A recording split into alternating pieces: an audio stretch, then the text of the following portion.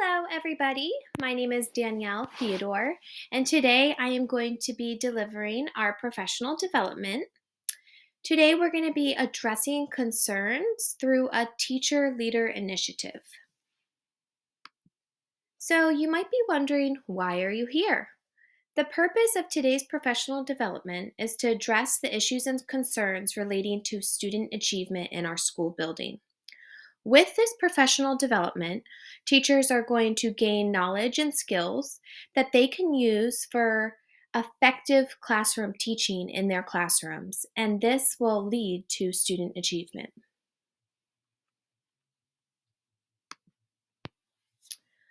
So, our first issue that we will be discussing today is aligned to the teacher leadership domains. With Domain 1, our mission is to foster a collaborative culture to support our teachers and our students in their learning. Which brings me to our first concern, which is the lack of academic interventions for struggling learners. Let's think to ourselves quietly for a moment. Why are our students struggling? In what areas are they struggling? Is it academic, behavioral, or both? In Domain 2, it is important to access and use research to improve practice in student learning. To achieve these goals, we must implement academic interventions for our students. Our first area that we're going to explore is academic interventions for struggling students. Some of the academic interventions we will be supporting students in is in reading, math, as well as emotional and behavioral support. Domain 4 states that teacher leaders need to facilitate improvements in instruction and student learning. In order to successfully implement improvements in instruction, we must implement and use interventions in our classrooms. And we may benefit from additional professional development to make these improvements in our instruction and in student learning. There is a full day professional development opportunity available to teachers, support staff, and administrators to support them in creating academic and behavioral intervention plans to help our struggling students grow to their full potential. More information regarding that full day workshop will be available after the presentation today. All right, our second concern is addressing problematic student behavior. Let's discuss this with our group mates at your table. What problematic student behaviors are you seeing in your classroom and throughout the school building? As you engage with your teachers nearby, I want you to think about when the challenging behaviors occur. What is happening right before the behavior occurs? Were there any changes made to the classroom environment after the behavior occurred? And what kind of proactive supports were provided to the students during that time? Go ahead and discuss these with your neighbors. As I walked around, I saw a lot of engagement and I heard some really great things. Now, I want you to discuss a second important question that we need to discuss here today. Why are these behaviors occurring? Is it the student's home life causing these issues? Think about household poverty, lack of food, sleep, etc. Is the student getting the things that they need? Is the student struggling in building positive relationships with a trusted adult or their peers? Go ahead and discuss this with your table mates. Would anyone like to share? Thank you. Our understanding of why these behaviors occur will help us determine how to manage these occurrences from occurring in the future. In doing this, we will be able to better able We will better able to foster a collaborative school climate, facilitate improvements to instruction and student learning, and improve outreach and collaboration with families and community members.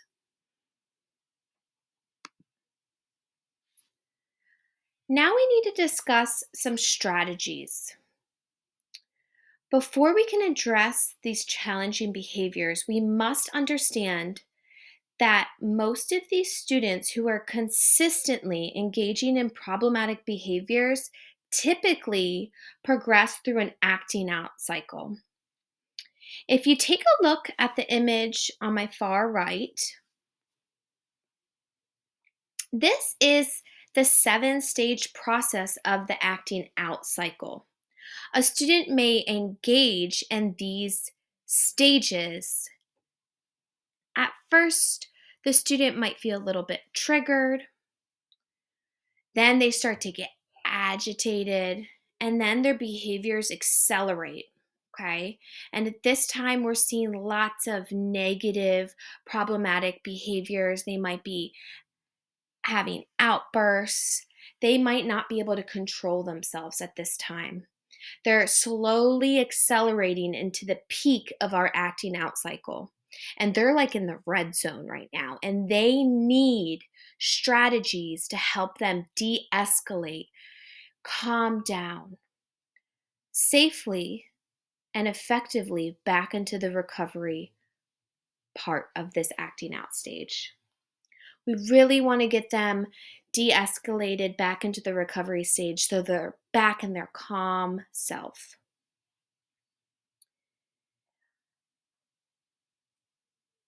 It is really important that we are intervening early in the acting out cycle to prevent the problematic behaviors from escalating.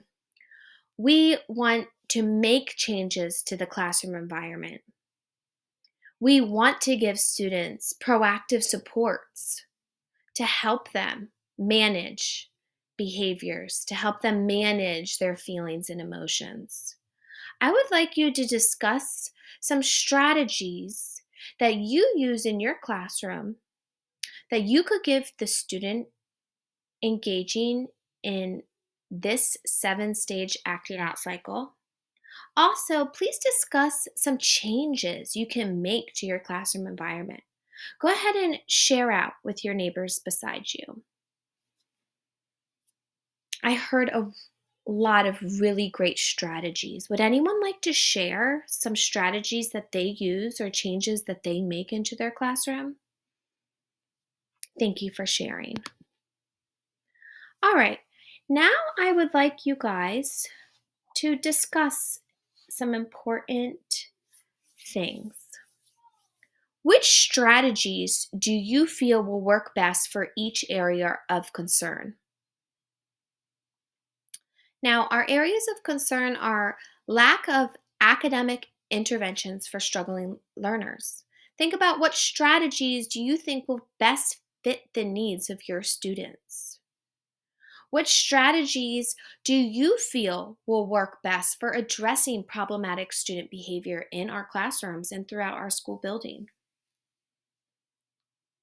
Also, please share out what strategies are you going to implement in your classrooms? Do you need any other supports? Go ahead and discuss these with your group mates. Would anyone like to share? Thank you. All right, so now let's discuss some potential strategies for resolution.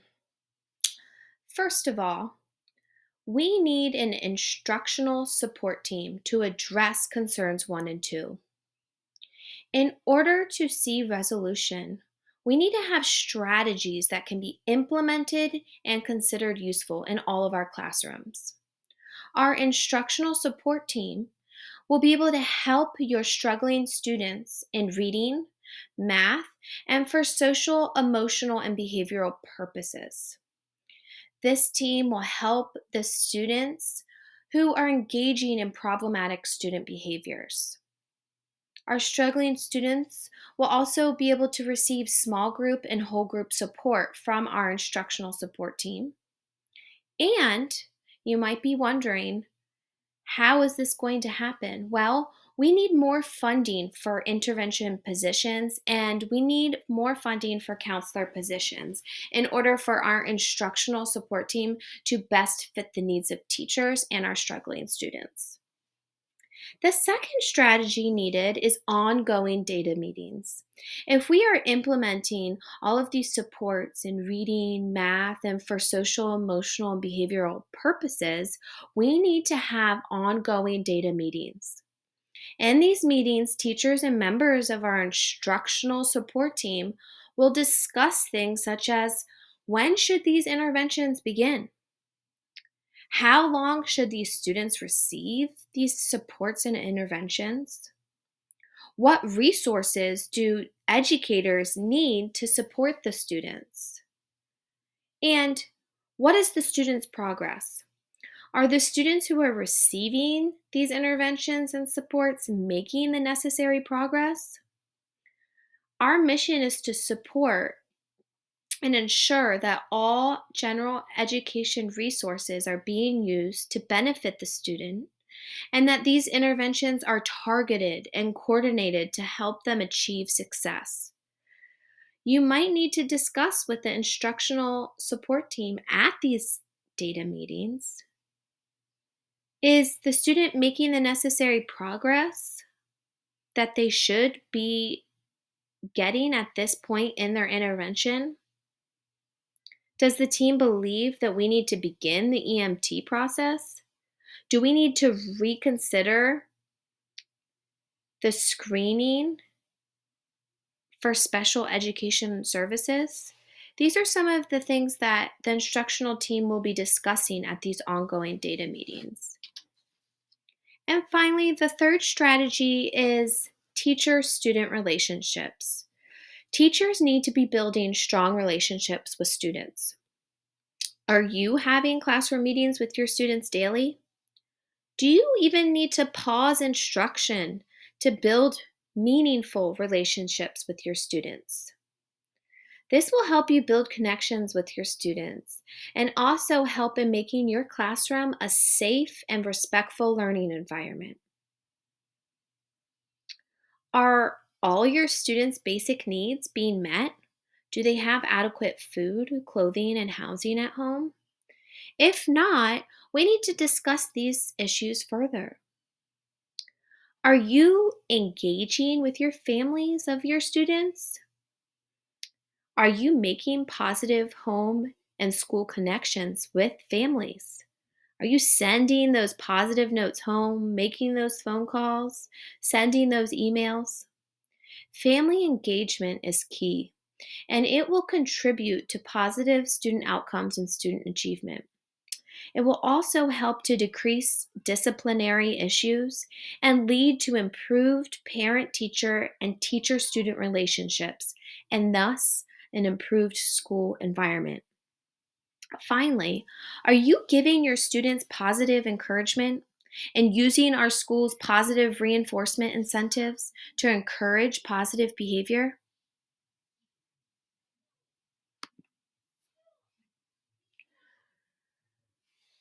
Now, let's discuss some potential barriers to success for both concerns 1 and 2. We may have lack of funding to bring on more instructional team members. We need some intervention and specialists and some more school counselors. We also need to consider that we might have lack of resources for math, reading, and social emotional learning. Another barrier that we might face and are currently facing is student attendance. This is a huge concern. If the child is not coming to school, they are missing out on so much important instruction. And this is why we may be seeing some of these struggling students with such vast gaps in their learning. Also, lack of home support. Families might be working overtime. They might not be able to support their child as much as we need them to. And finally, we might not have enough support available to students exhibiting these challenging behaviors.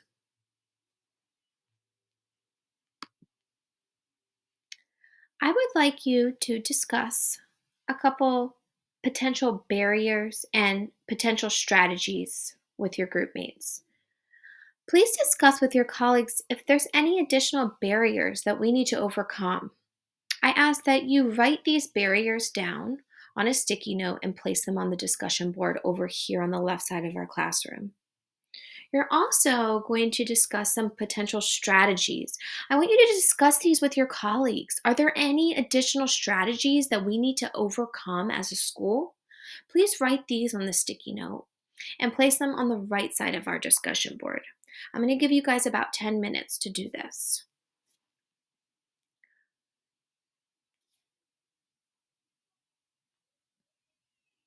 We're going to come back to these at the end of the presentation. Alrighty, let's discuss some action steps as teacher leaders. We need additional instructional support.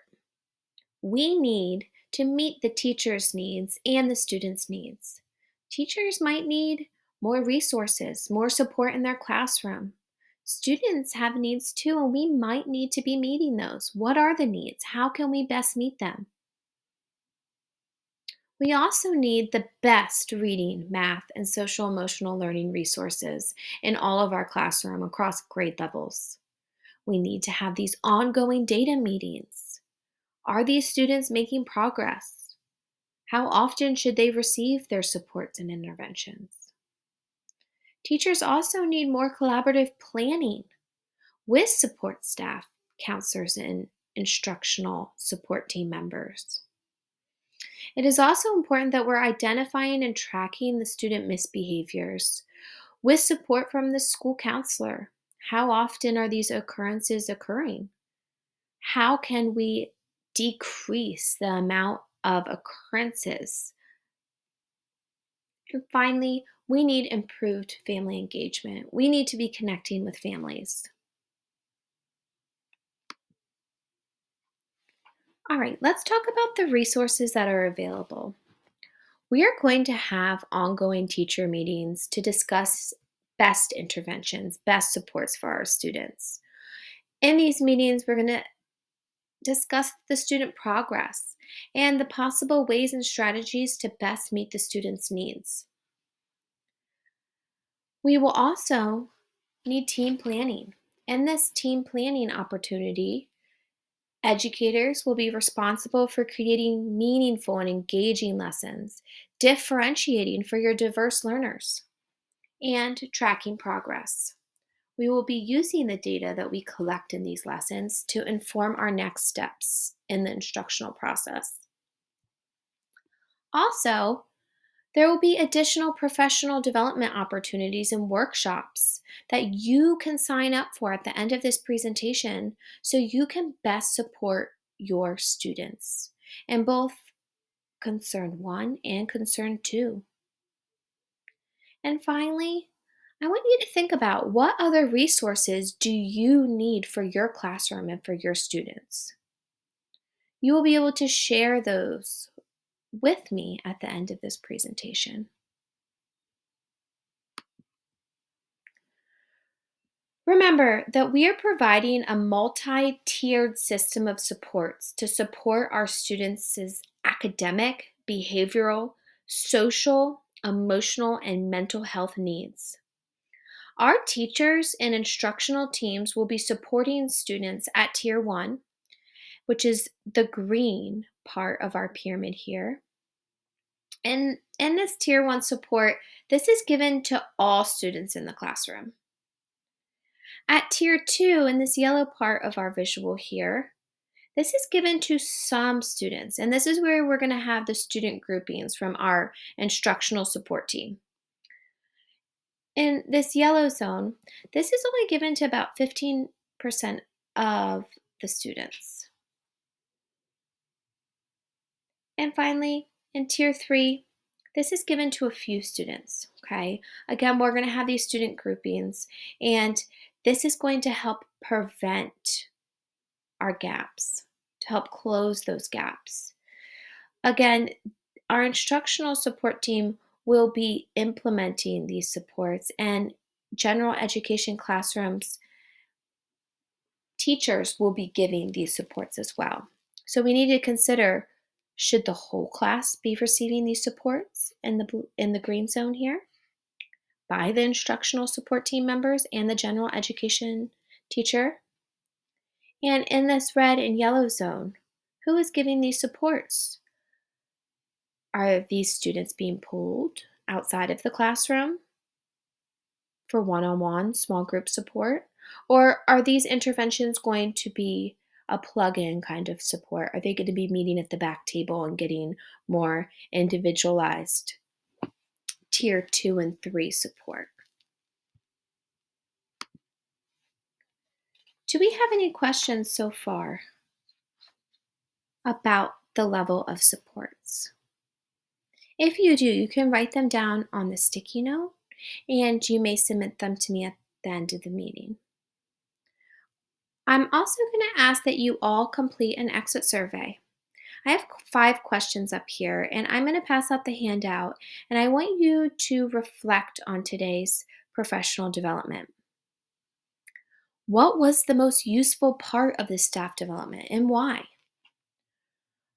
2, which action steps do you feel are most appropriate for the promotion of school-wide success across grade levels here at our school? Do you believe that the professional development here today will assist you in making better informed decisions for your struggling learners? 4, do you believe that the strategies discussed today will help address our concerns? If not, what strategies would you be interested in learning more about? And finally, what additional training or support do you need from me? You all have copies of our presentation in your folder in front of you. Please take about 10 minutes to complete the exit survey.